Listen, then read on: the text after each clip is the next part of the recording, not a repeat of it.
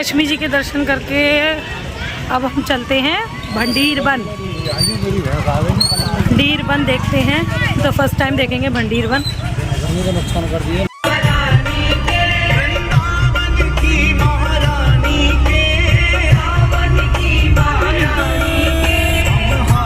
अब आ गए हम भंडीर वन। चलिए भंडीर वन दिखाते हैं। इसकी भी एक पौराणिक कथा है, वो कोई मिलेगा तो सुनवाएंगे। यहाँ राधा कृष्ण की शादी हुई थी, फेरे लिए थे यहाँ इस जगह उन्होंने। तो चलो दर्शन कराते हैं। ये त्रिवेणी कुआं है और ये कहा जाता है कि दिख रहा है कुछ पानी है पानी है पानी। हाँ,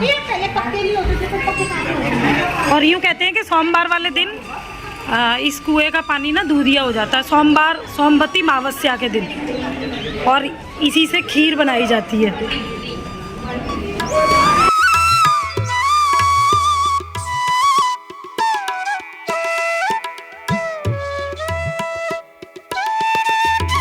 ये जी प्राचीन श्री भांडीर बिहारी अंदर, यही मेन मंदिर है अंकल। अच्छा वो बैठी तो है सामने।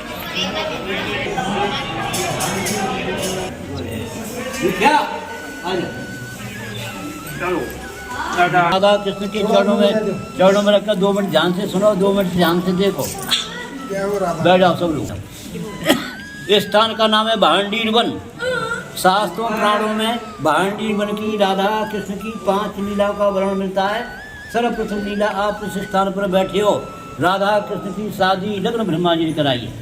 पूरे ब्रज में देखोगे तो कृष्ण के हाथ में बंसी मिलेगी। यहाँ बंसी नहीं है, शादी का विग्रह सामने देखो। कन्हैया जी राधा रानी की चुटकी दे के मांग भर रहे हैं, जैसे शादी के समय लड़का लड़की की मांग भरता है। जिस समय शादी हुई है, ब्रह्मा जी पंडित बने और नारद जी ने राधा रानी कन्यादान दिया। दूसरी कथा सामने देखो, घनघोर मुंजट बनता, मूंज का जंगल था, मूंज घास होती है, तो कृष्ण भगवान गाय बछड़ों को मूंज में चरा रहे हैं, तो राक्षस ने आग लगा दी, गाय चल रहे हैं, बछड़े चल रहे हैं, तो कृष्ण भगवान ने अपने मुख से अग्निपान आपको किया है। इसको दावा अग्निपान लीला कहते हैं, अग्नि का पान किया। तीसरी कथा इस साड़ी में देखो, दाऊदी ने यहाँ प्रलम्बासुर नाम का राक्षस था, उसका वध किया। चौथी कथा इस साड़ी में देखो, दुर्वासा ऋषि का विग्रह विराजमान है। दुर्वासा ऋषि तो कृष्ण की सखियां मथुरा से दुर्वासा ऋषि को भोजन कराने आई। 5वीं कथा सामने चौक में कुआं है, बैल कुआं। इस कूप को कृष्ण ने बंसी से खोद कर प्रकट किया है। कंस का चचेरा भाई था बच्छासुर राक्षस, जो बछड़े का रूप धारण करके यहाँ कृष्ण के गाय बछड़ों में मिल गया था, तो कृष्ण ने उसका वध किया।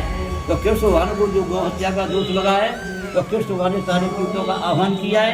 ये यमुना नदी किनारा है, कृष्ण ने बंसी मारी है, कुआं प्रकट हो जाता है, कृष्ण उसमें विराजमान हो जाते हैं। सारे तीर्थ अपना रूप धारण करके सुंदर कलशों में जल डाकर कृष्ण को स्नान कराते हैं, तब उनका पाप दूर होता है। इसके बाद में कृष्ण भगवान ब्रजवासी गोपी बाल सखाओं को भंडारा देते हैं, भंडारे से भांडीर वन हो जाता है। इस समय आप देखोगे तो कुएं का जल कार्यक्रम पर है, लेकिन सोमवार की अमावस पड़ती है, जिसको सोमवती अमावस्या कहते हैं। सोमवार को प्रातः 4 बजे से साढ़े 6 बजे तक ऑटोमेटिक जमीन से दूध की धार निकलती है, और इस कूप का जल ऐसे हो जाता है जैसे दूध का रंग।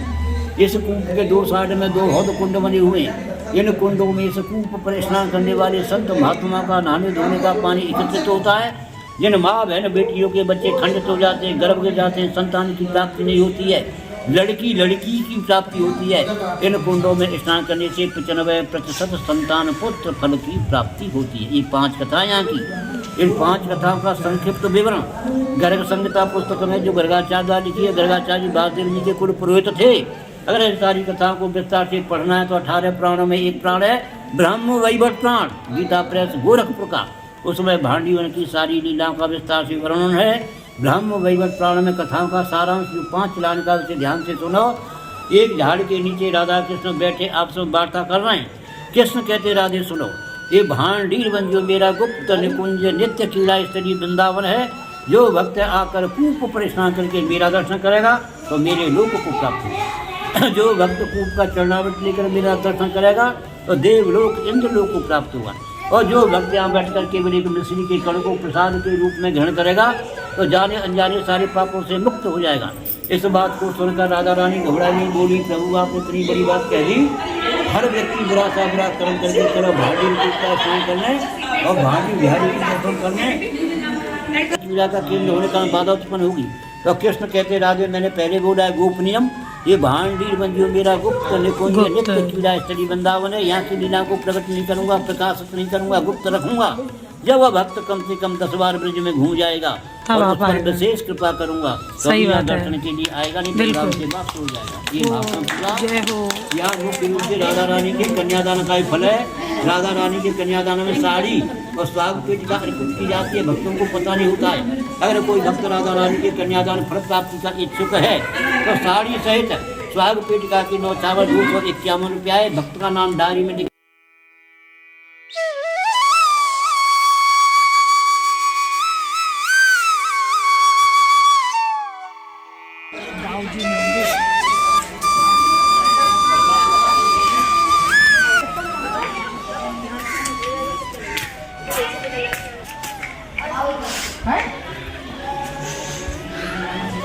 अरे भारी उतार दो।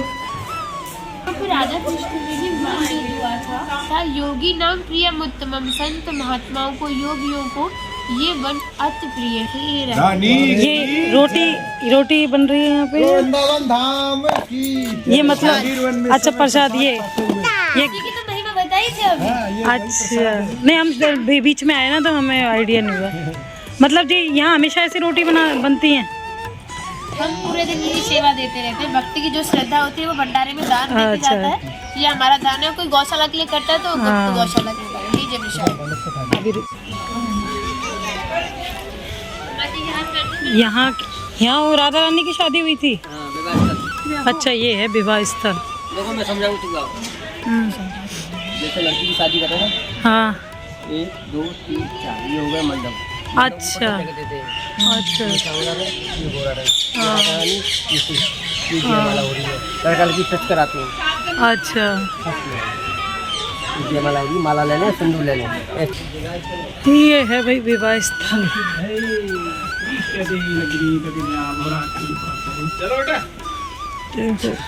चलो साथ में ठाकुर जी के साथ ले लेना भैया सब ठाकुर जी के साथ। ले लो, टीका करो से टीका दिखेगा। यहाँ पे मांग भर रहे हैं ना। 4 परिक्रमा, मांग भरने के दर्शन। झोड़ा के साथ में 7 परिक्रमा। जय अब यहाँ से शुरू होगी। अरे जय हो। यही तो फेरे ले रहे हैं ब्रह्मा जी। ला रही है वही। अरे परस वो जुड़ बटा कर फेरे लेने के दर्शन है ये। कहनी सखी को देती तो जाने पर कब्बा लगा ले, पहले राधा रानी की फिर दक्षिणा देके जाएंगे। चलो ये है राधा रानी और कृष्ण जी का विवाह स्थल। और आज भी यहाँ बाहर के लोग आके शादी करते हैं, अपना वैवाहिक जीवन यहाँ से शुरू करते हैं। और ये मंडप बना हुआ है, इसी में शादी करते हैं लोग आके। बहुत ही अच्छी जगह है, हमें इसका महत्व पता नहीं था। और सच्ची में उन्होंने कही है उसको उजागर किया ही नहीं है ना इसको, उनका गुप्त वो है रास ये। वाकई में बहुत अच्छा लगा दर्शन करके। अच्छा है ये तो होशियार होती है पूरा, ये तो वो सारी दिन होती है फिर। हाँ धूप भी निकल आई। हाँ धूप लग रही है, लग रही है। चलिए दर्शन करके धन्य हो गए। और सबने अच्छे से बताया, कहानी भी बताई ना तो समझ में आ गया। पोशाकें भी कितनी सुंदर सुंदर। ये है जी ठाकुर जी के नाइट सूट। और अब तो ये देखो भाई भगवान जी की वो है ये चड्डी निकल है दो खुले। कैसा लगा दर्शन करके? बहुत अच्छा लगा। और वाकई में यहाँ पे आके ना मन को बहुत शांति मिलती है। यहाँ पे हर कोई नहीं आ सकता, जिस पे कृपा भगवान की होगी वही आएगा। हम पर हो गई है जी, ममता माई की कृपा। चलो सब यहाँ खाएंगे जी खाना घूम घूम के। अम्मा की रोटी खानी हो तो ले ले बनता नहीं। जाओ चारपाई पे बैठ के खाना खाओ। इसी को ज्यादा भूख लग रही थी। बैठो। हाँ कचूमा बैठ जाओ। बैठ जा। देखिए भाई, चारपाई का आनंद भी मिल गया यहाँ पे। सब खाना खाओ यहाँ बैठ के। पत्थर पे भी बैठ जाएंगे, कुछ पत्थर पे भी जगह है। कुत्ता और आ गया। क्या खाएगा बच्चों? मीठो मीठो क्या खाएगा? बिस्किट खाएगा है? अभी दे रही। ओह अरे खाने बेचारे को बिस्किट। तू रोटी खा रही हो, बिस्कुट भी ना खाए। अभी ना आजा। हाँ हाँ ए और लोगों को बुला ले। आ रही है वो, अभी वहाँ से आएंगी, वो भी लाई है खाना सब। टॉयलेट लाई हूँ। ये कहाँ गई? वो आई क्यों नहीं? आजा। वो हमारे संग जो आई थी, हम तो अभी पे देखा है। प्लेट है और प्लेट है। बड़े आनंद।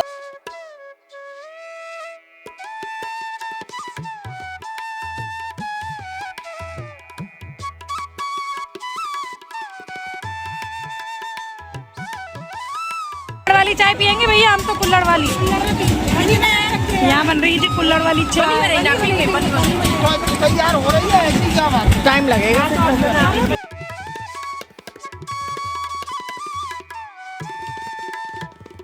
तो मैं ठंड में चैन नहीं है, चाय पीनी चाहिए तो गन्ने का जूस पीने आ गई हूँ यहाँ पे। नहीं हम तो चाय पियेंगे कुल्हड़ वाली। ये लो गन्ने का।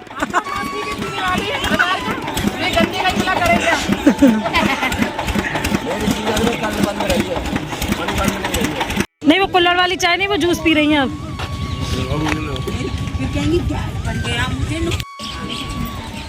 कौन सी मिट्टी का टेस्ट लेना है तेरे को? कुल्हड़ की खुशबू आती है ना, वो नहीं आ रही। अच्छा हमारी निशा को ना कुल्हड़ की खुशबू नहीं आ रही है अंकल जी, कुल्हड़ की खुशबू नहीं आ रही है उसको। वो आपको आ रही है? पता नहीं, मैं तो कोई खुशबू आवेला। नहीं जुकाम नहीं हो रहा हमें तो, कोई ऐसे कोई है नहीं कुल्हड़ की खुशबू के चाय की खुशबू। डिस्पोजल में पी थी, फिर कुल्हड़ में वेस्ट करा। हम तो कुल्हड़ में पियेंगे, कुल्हड़ का ही तो आनंद है। Set up. इन्होंने अभी एक वर्ड बोलना सीखा है, सेटअप। ये दो सहेली बाग में बैठी क्या कर रही थी? भांडीर बन के दर्शन करके अब आ गए हम बंसी बट। यहाँ के भी दर्शन कराते हैं। छवि प्यारी है राधा कृष्ण की।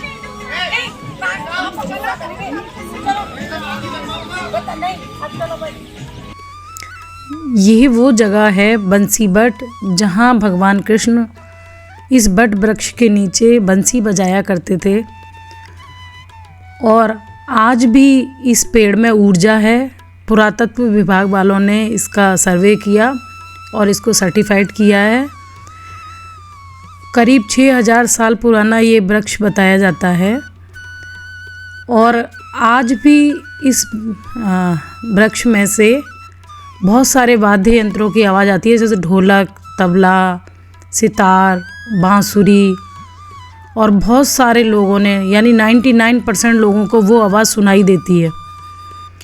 हमने भी आवाज़ सुनने की कोशिश करी थी, पर लेकिन हल्की सी ढोलक जैसी आवाज़ तो महसूस हो रही थी, क्योंकि बहुत शांति चाहिए उस आवाज़ को सुनने के लिए।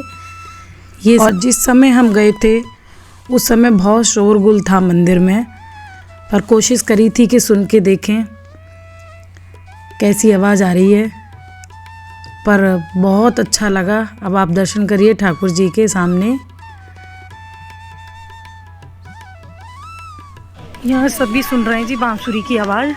हम भी सुनते हैं अंदर चल के। कैसे सुनाई दे रही? नहीं। अच्छा तो एक तो म्यूजिक है ना यहाँ, जैसे धड़कन नहीं, दिल नहीं धड़कता है। अच्छा इस तरह की सुनाई दे रहा है कुछ। अच्छा चले भाई हम भी सुनते हैं। कहाँ से ऐसे कान लगा के?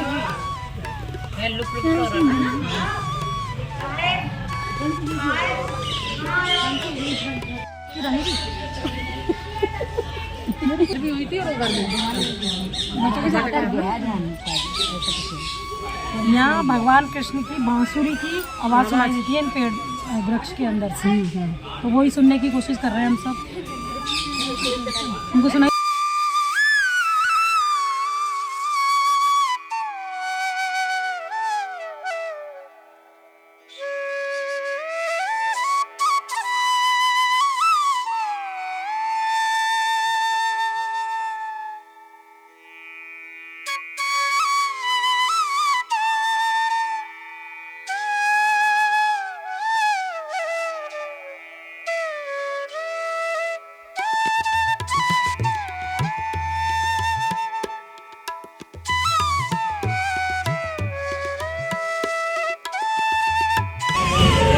यहाँ से उतरे हैं सब ये मूडे लेने। पूछे कितने रुपये किलो दोगे? पूछना, पूछ कितने। ये वाली तो है हमारे पास, ये वाली ले ले, ये बड़े हैं देख ये वाले। हाँ यही तो चाहिए, तो मेरे पास यही तो है पहले। ये तेरे और ज्यादा बड़े हैं, ये छोटे मेरे हैं। ऊंचे है ना, ये हाँ। नीचे है। कितने के दे रहे हैं? कितने की दे रहा भैया? 400। ना सही इनको चेन नहीं है, पता नहीं मुट्ठी लेती है कितने की यार। और लो लगा लो तो लेंगे, नहीं तो फिर कोई बात नहीं है। दर्शन करके हम लौट आए घर और बहुत अच्छे दर्शन हुए, मन खुश हो गया। तो आज के ब्लॉग को यहीं एंड करते हैं, मिलते हैं फिर एक और नए ब्लॉग में। तब तक के लिए राधे राधे।